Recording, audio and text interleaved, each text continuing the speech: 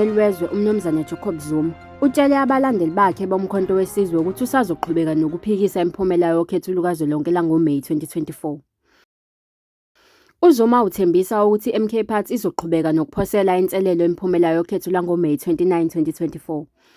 Ekhuluma nabalandeli bakhe beqembu eMgungundlovu ngoLwesine, uZuma usamile kwelokuthi ukhetho belingenabo ubulungiswa futhi alukhululekile, egcizelela ukuthi uzophikisana nomphumela walo. Uthi lukokotelwe, leli qembu libe ngelesithathu ngobukhulu kuleli futhi elivotelwe kakhulu KwaZulu-Natal ngemuva kokungena ukhetho okokuqala ngoMeyi. UZuma usamile ekutheni ukhetho alulungile futhi alukhululekile, egcizelela ukuthi uzophikisana nomphumela.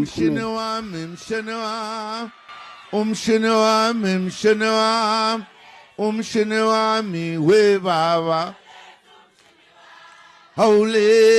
Lokhu phezu kokuba isihoxisile isicelo sasenkantolo esasiphikisa imiphumela yekhomishini yokhetho yaseNingizimu Afrika i-IEC yokhetho lukazwelonke lango-2024.